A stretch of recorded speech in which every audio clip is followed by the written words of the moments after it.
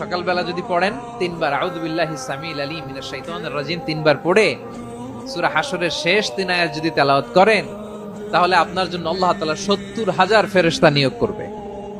সারা দিন তারা আপনার জন্য মাগফিরাতের দোয়া করবে। আর ওই দিন ইন্তেকাল করলে আল্লাহ তাআলা শহীদ হিসেবে আপনাকে কিয়ামতের দিন দাঁড় করাবে। আবার সন্ধ্যাবেলায় যদি পড়েন, সারা রাতের জন্য 70,000 ফেরেশতা মাগফিরাতের দোয়া করবে। ওই রাতে মারা গেলে শাহাদাতের মৃত্যু নসিব হয়ে যাবে। আযকারুস সাবাহি ওয়াল মাসা, সকাল সন্ধ্যার যে জিকির, এই জিকিরের অন্তর্ভুক্ত করে নেবেন এই ওয়াজিফাটা। যে হাদিসটা বর্ণনা করলাম সুনানে তিরমিজির হাদিস, যদিও হাদিসটা সনদের দিক থেকে দাঈফ, কিন্তু মুহাদ্দিসিন ইকরাম বলেছেন যেহেতু এটা ফাজাইলুল আমালের হাদিস, এটা পড়ার ক্ষেত্রে কোনো নিষেধাজ্ঞা নাই, এটা পড়া যাবে। সো সকাল সন্ধ্যা যদি সুযোগ হয় এই ওয়াজিফাটা যেন আমরা পড়ি।